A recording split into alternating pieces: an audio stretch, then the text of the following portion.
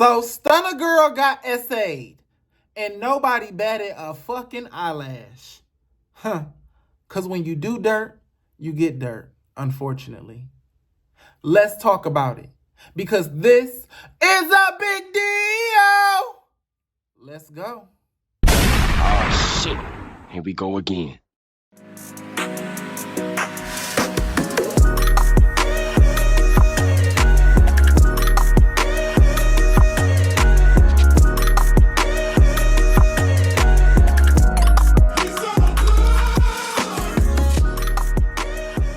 Welcome back. Happy Friday. What's up? What a better day to come back than Friday, y'all. My name is Big Mouth, and this is my channel. If you have not been here before, baby, go ahead and like, comment, and subscribe. Subscribe for me, daddy. Subscribe for me, daddy. Subscribe for me, daddy. Let me see your grill. Speaking of grills, baby, I'm getting mine together, okay? So I told the live, and I want to tell y'all too. Oh, before I do that, do me a favor also and turn on my post notifications so you can be alerted when I upload a new video, girl. Can't forget that part. No, but seriously, y'all, I am getting my grill together. I did go for a deep cleaning for the top row. I got a deep cleaning for the bottom row. I'm getting my side tooth pulled out, so I'm about to be heavy on the side tooth. Let me tell y'all why. Hold on, because y'all about to judge me, but I'm going to just give y'all the details, okay? I'm giving y'all my business because y'all going to see it. All right. So, I do need braces on my bottom. I'm getting braces on the bottom. And they told me that I could get an implant because they got to pull this tooth out because it's got a cavity and it's decaying. So I got to get it pulled out, one of my molars. And they told me that they can give me an implant for $2,500. You know, it costs $5,000, but my insurance, you know, it's just that cut that is only $2,500 for me. So, but I told them I want to keep all my teeth. So since my wisdom teeth came in perfectly at the top and the bottom, they told me that they can put on braces, and then it would migrate my tooth from the back to the front. So that's what I'm choosing to do, and it actually costs $6,000 to do that. And I'm gonna have to wear braces for a year and a half. This is the cost that I pay for, you know, eating unhealthy food, eating sugar, eating candy, whatever. Got to do what I got to do, but y'all are going to see some changes. Okay, a missing tooth and some braces and stuff like that. Now I want y'all to be like, Big Mouth, what's going on with your mouth? With your big mouth? But anyway, on to why we here. Stunna girl! Baby. Ooh, girl, this one was weighing heavy on my heart. You know what's crazy? I actually prayed for you, girl. The other day I did. I actually sent a prayer up for you, and I prayed that God brings peace into your life. I hope that prayer has found you. And I didn't want to do this, but this morning I was walking around my house cleaning up, and I swear I couldn't get this topic off my mind because I was thinking about videos to do, and I couldn't get this topic off my mind. So I said, you know what? God must have it on my spirit for a reason. I got to say something. So here we are. Here the fuck we are. So if y'all don't know the situation I'm referring to, about a week ago, Stunna girl was performing at a show, one of her shows. And one of her audience members got a little overzealous. It was a grown-ass man, nevertheless. And he groped her. He reached up on stage and smacked that ass. Now, after he did that, Stunna girl turned around, and I'm going to be for real with y'all. It looked like at first she didn't know whether to get mad or to charge him a fee. I'm going to just be for real with y'all. Like, when she turned around, she smiled. She looked at him, and then she smiled, and then she kind of shook her booty and walked off to her husband, and she whispered in her husband's ear and pointed at the dude. Then Moolah jumped off the stage and confronted the dude face to face. Now, I'm going to be for real with y'all. It kind of looked like Moolah was scared. Okay, no shade, Moolah, baby. It looked like you was scared because you didn't do nothing until the security guard came over there and slammed the dude on the ground. As Moolah's sitting there talking to him, arguing with the dude, he and his face, they nose to nose, and the security guard comes up and choke slams the guy from behind. Then Moolah jumps in and start, you know, wrestling and tussling with the guy. Stunna girl then jumps off stage and starts stumping the guy. So they ended up jumping the guy. The man then comes out, you know, goes live and all that stuff, talking about he's suing Stunna girl, you know, because he was assaulted at her, you know, by her and her crew, whatever the case is, whatever thing like that. Stunna girl then came out with a live, girl, this is a lot. Stunna girl then came out with a live rebuttal. You know, she went live and she talked about it, and she basically said that her lawyers are suing, or she's gonna sue him or something like that, or she's gonna press charges on him and put him on the sex offenders list, which I do believe she should, because yeah, he offended you sexually, so yeah, why not? But that's not what we're here to talk about, to be for real with you. That's just, you know, that's just the surface area. We you know, we don't really scratch the surface over here. We dig deep.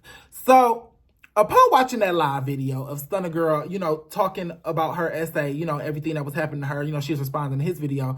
And the video started off with about, I would say, 6,000 or 7,000 views. As soon as she went live, it shot up. Stunna Girl don't usually sit that high on views. She usually sits somewhere between, like, you know, 1,500 to 2,500 views on a live. So she shot up to 6,000 views. Of course, everybody wants to know about it. Everybody came in. Once Stunna Girl started to say she wasn't going to give details like that, or what she wasn't going to do, and she wasn't going to tell us the full story, her views immediately dropped to about 2,000 people, or about 2,500, let me be fair. With that being said, Stunna Girl told this story after that. You know, she told the story of what happened and everything she was going to do, because she saw her views dropping, you know, and it didn't bring the views back. They left once she said she wasn't going to tell the story, which told me that they were only there. Nobody actually cared about Stunna Girl on that live. Nobody was there to help heal her hurt or help hear her story. They just wanted the drama. It was probably a bunch of blogs in there. Speaking of blogs, they didn't really post her stuff like that. None of the major blogs posted the incident. I didn't see it on the Shade Room on site. Neighborhood Talk, none of the stuff. I didn't see it on none, Jasmine Brand. I didn't see it on none of the big blogs. What happened to Stunna Girl? You know, she said that she has an interview with TMZ. I've yet to see it. If somebody has seen it, or she said she has one coming up. So, you know, if that happened and I missed it, somebody can send me the link and I'll, you know, speak about that later. But as a whole, I just really saw the world turn a blind eye to the shit. A lot of YouTubers didn't cover it. You know, a lot of blogs didn't cover it. Her view, like I said, her views dropped when she said she wasn't going to tell the story. You know, she only got 6,000 views, baby. A rapper getting essayed should get way more views than that. I mean, Sukihana got way more views than that when YK Osiris did what he did. So, Cardi B got more views than that when, you know, somebody threw a water bottle with her on stage. No shade, but that just leads me to into my deeper topic. You know, I wanted to use that as a segue into this topic of why nobody cared. You know, why nobody gave a fuck? Why nobody cared when little poor, you know, Stunna Girl, little poor Consuelo with the curly hair got smacked on that big jiggly fake ass of hers? Why nobody cared? Why the world turned a blind eye to you, and why the world threw you to the wolves, baby, in this situation? Now, do I believe that the world was right for turning their back on Stunna Girl? No, because no woman deserves to go through something like that alone. You know what I'm saying? Because everybody is human at the end of the day. We all go through some of the same shit. A lot of us just don't talk about it. There's a lot of women out here who did go through stuff like that. And, you know, wouldn't have jumped off stage and stumped somebody out for doing something like that. They probably would have went and cried in their dressing room. So I commend her for standing up for herself, and also for her husband, you know, acting like he was going to stand up for her too. Now, I personally believe this. I personally believe that the world turned their back on you, Stunna Girl, because, quite frankly, you turned your back on the world. Sympathy for situations like this, sympathy for and empathy for people are reserved for, I don't want to say good people, but people with good hearts. You know what I'm saying? People with pure and genuine hearts, Stunna Girl. Not people who go around gangbanging, jumping bitches, putting them in cages, shooting at bitches on the freeway, chasing bitches down, getting them jumped, getting them stumped, pulling up to Zeus offices with 15 men for a little skinny girl named Anna. You know what I'm saying? Bashing people on the internet, calling them this, calling them that, talking to people like dogs. You know, different things like that. Threatening people with guns. You know, the barrage of things you've done, and so much worse. So, when you do stuff like that to people, when you go around the world hurting people and terrorizing people and stuff like that, when situations like this happen, sis, people don't want to feel sympathy for you. They don't want to empathize with you. They don't want to care about you. They don't want to give you a shoulder to cry on. They want to laugh at you, point at you, and gossip about you. Okay? And that's what you got, Stunna Girl.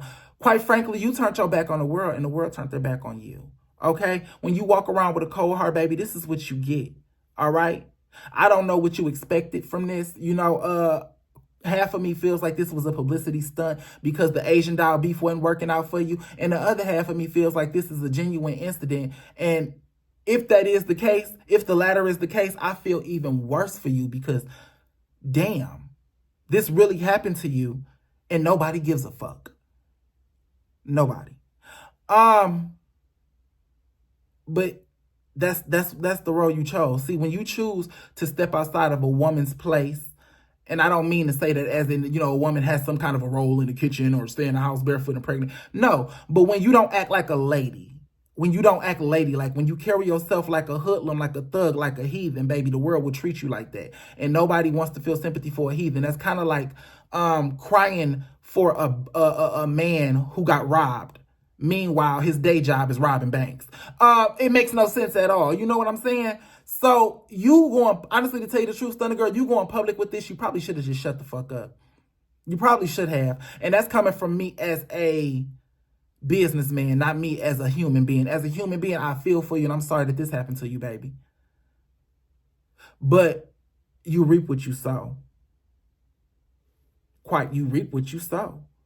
This is what you do.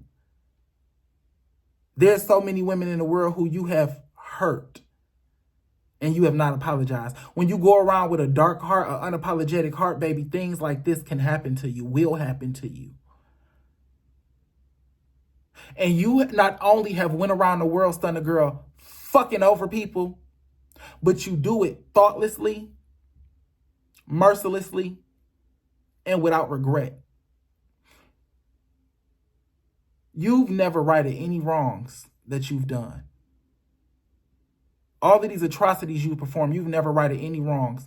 And you live in it, you stand in it, you love it, baby. This is the other side of the coin. This is what you get. I hate to be the told you so person, but this is what you get when you carry yourself like that. When you want to be the rough, tough with Afro puffs ass chick, this is what you end up getting, baby. Objectified. You done sold pussy from here to Timbuktu. Okay? Willingly and unwillingly, allegedly. With that being said, sis, you chose, after your childhood trauma, you chose that lifestyle in your adulthood for quite some years. Then you left that lifestyle when you chose to become a gangbanger and go around shooting at people and toting guns, baby.